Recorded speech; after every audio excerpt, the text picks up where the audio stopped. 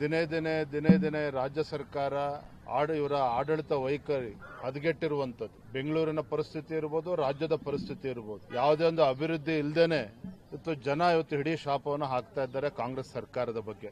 ಮತ್ತೊಂದು ಕಡೆ ಬೆಂಗಳೂರು ಮಹಾನಗರದ ಅವ್ಯವಸ್ಥೆಗಳನ್ನ ತಾವೇ ನೋಡ್ತಾ ಇದ್ದೀರಿ.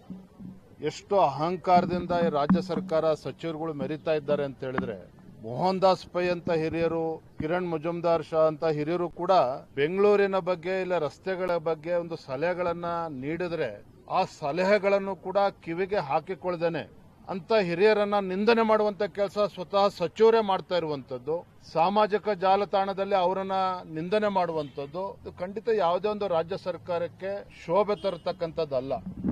ಹಿಂದೆ ಯಡಿಯೂರಪ್ಪನವರು ಮುಖ್ಯಮಂತ್ರಿಗಳಿದ್ದಾಗ ಇದೇ ರೀತಿ ಸಲಹೆಗಳನ್ನ ಟೀಕೆಗಳು ಬಂದಾಗಲೂ ಸಹ ಯಡಿಯೂರಪ್ಪನವರು ಮೋಹನ್ ದಾಸ್ ಪೈ ಅವರನ್ನ ಮನೆಗೆ ಕರೆಸಿಕೊಂಡು ಅವ್ರಿಗೆ ಟೀ ಕುಡಿಸಿ ಅವರ ಸಲಹೆಗಳನ್ನ ಸ್ವೀಕಾರ ಮಾಡಿದ್ರು, ಸಕಾರಾತ್ಮಕ ತೆಗೆದುಕೊಂಡಿದ್ರು ಟೀಕೆಗಳನ್ನ.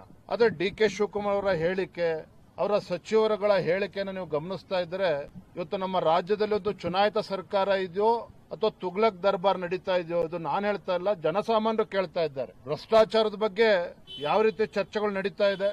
ಮೊನ್ನೆ ದಿನ ನಮ್ಮ ಸಂಸದರು ರಾಘವೇಂದ್ರ ಅವರು ಹೇಳಿದ್ರು, ಇಲ್ಲಿ ಹಣ ಸಂಗ್ರಹಣೆ ಮಾಡಿಕೊಂಡು ಬಿಹಾರ್ ಚುನಾವಣೆಗೆ ತೆಗೆದುಕೊಂಡು ಹೋಗ್ತಾ ಇದ್ದಾರೆ ಅಂತ ಹೇಳಿದಾಗ ಏನು ಸಚಿವರಾದಿಯಾಗಿ ಟೀಕೆಗಳನ್ನ ಮಾಡಿದ್ರು, ಪ್ರೂಫ್ ಕೊಡಿ ಅಂತ ಹೇಳಿ. ಯಾಕೆ ಸ್ವಾಮಿ, ಎಸ್ಟಿ ಡೆವಲಪ್ಮೆಂಟ್ ಕಾರ್ಪೊರೇಷನ್ ವಾಲ್ಮೀಕಿ ಅಭಿವೃದ್ಧಿ ನಿಗಮ ಹಗರಣ ಮರ್ತೋಯ್ತಾ ಸಿದ್ದರಾಮಯ್ಯನವರು ಡಿ.ಕೆ. ಶಿವಕುಮಾರ್ ಅವ್ರಿಗೆ?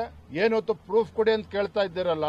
ವಾಲ್ಮೀಕಿ ಅಭಿವೃದ್ಧಿ ನಿಗಮದ ಹಗರಣದಲ್ಲಿ ರಾಜ್ಯದಿಂದ ಹಣವನ್ನ ತೆಲಂಗಾಣಕ್ಕೆ ತೆಗೆದುಕೊಂಡೋಗಿ ಸಾವಿರಾರು ಬೇನಾಮಿ ಅಕೌಂಟ್ಗಳನ್ನು ಓಪನ್ ಮಾಡಿ ಡ್ರಾ ಮಾಡಿ ಅದನ್ನ ಕ್ಯಾಶ್ ಅನ್ನ ಚಿನ್ನ ಖರೀದಿ ಮಾಡಿದ್ರಿ. ಲೋಕಸಭಾ ಚುನಾವಣೆಯಲ್ಲೂ ಕೂಡ ಬಳಸಿರ್ತಕ್ಕಂಥದ್ದು ಎನ್ಫೋರ್ಸ್ಮೆಂಟ್ ಡೈರೆಕ್ಟರೇಟ್ ನೇರವಾಗಿ ಹೇಳಿದೆ. ಇದು ಪ್ರೂಫ್ ಅಲ್ವಾ ನಿಮಗೆ?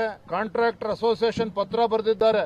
ಮೇಜರ್ ಇರಿಗೇಷನ್ ನೀರಾವರಿ ಇಲಾಖೆನಲ್ಲಿ LOC ರಿಲೀಸ್ ಆಗ್ತಾ ಇಲ್ಲ, 60% 70% ಕಮಿಷನ್ ಕೇಳ್ತಾ ಇದ್ದಾರೆ ಅಂತ ಹೇಳಿದ್ರೆ ಮಾನ್ಯ ಡಿ.ಕೆ. ಶಿವಕುಮಾರ್ ಅವರು ಹೇಳ್ತಾರೆ ಕಂಪ್ಲೇಂಟ್ ಕೊಡ್ಲಿ ಅಧಿಕೃತವಾಗಿ ಅಂತ ಹೇಳಿ. ಅಧಿಕೃತ ಪತ್ರನೇ ಬರೆದಿದ್ದಾರೆ ರಾಜ್ಯ ಸರ್ಕಾರಕ್ಕೆ. ಇನ್ಯಾವ ಕಂಪ್ಲೇಂಟ್ ಬೇಕು ನಿಮಗೆ? ಸ್ವತಃ ಬಸವರಾಜ ರೆಡ್ಡಿ ಅವರು ಮುಖ್ಯಮಂತ್ರಿಗಳ ಆರ್ಥಿಕ ಸಲಹೆಗಾರರು ಏನ್ ಪತ್ರ ಬರೆದಿದ್ದಾರೆ? ರಾಜ್ಯದಲ್ಲಿ ಮರಳು ಮಾಫಿಯಾ ನಡೀತಾ ಇದೆ, ಮರಳು ದಂಧೆ ನಡೀತಾ ಇದೆ. ಎಷ್ಟರ ಮಟ್ಟಿಗೆ ಮರಳು ದಂಧೆ ನಡೀತಾ ಇದೆ ಅಂತ ಹೇಳಿದ್ರೆ ಕರ್ನಾಟಕ ಸರ್ಕಾರಕ್ಕೆ ಪ್ರತಿ ವರ್ಷ 400-500 ಕೋಟಿ ಇದರಿಂದ ನುಕ್ಸಾನ ಆಗ್ತಾ ಇದೆ. ಇದನ್ನ ಸ್ವತಃ ಬಸವರಾಜ ರೆಡ್ಡಿ ಅವರು ಹೇಳಿದ್ದಾರೆ.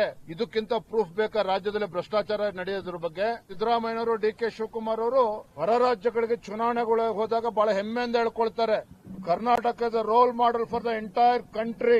ಕರ್ನಾಟಕದಲ್ಲಿ ಕೊಟ್ಟಿರ್ತಕ್ಕಂಥ ಗ್ಯಾರಂಟಿಗಳು ಇಡೀ ದೇಶಕ್ಕೆ ಮಾದರಿ ಅಂತ ಹೇಳಿ ತಮ್ಮ ಬೆನ್ನನ್ನು ತಾವು ತಡ್ಕೊಳ್ತಾ ಇದ್ದಾರೆ ಸಿದ್ದರಾಮಯ್ಯ, ಡಿ.ಕೆ. ಶಿವಕುಮಾರ್ ಅವರು. ಮಾನ್ಯ ಮುಖ್ಯಮಂತ್ರಿಗಳಿಗೆ ತಮ್ಮ ಮುಖೇನ ಹೇಳೋದಕ್ಕೆ ಇಚ್ಛೆ ಪಡ್ತೇನೆ, ನಿಮ್ಮ ಸರ್ಕಾರದ ಗ್ಯಾರಂಟಿಗಳು ರೋಲ್ ಮಾಡೆಲ್ ಅಲ್ಲ. ರಾಜ್ಯದಲ್ಲಿ ಏನು ಲೂಟಿ ಮಾಡ್ತಾ ಇದೆ ನಿಮ್ಮ ಕಾಂಗ್ರೆಸ್ ಸರ್ಕಾರ. ಕರ್ನಾಟಕ ರಾಜ್ಯವನ್ನ ಒಂದು ATM ಆಗಿ ಏನು ಪರಿವರ್ತನೆ ಮಾಡಿಕೊಂಡಿದ್ದೀರಿ, ಅನೇಕ ಉದಾಹರಣೆಗಳು ರಾಜ್ಯದ ಜನರ ಮುಂದೆ ಇದೆ.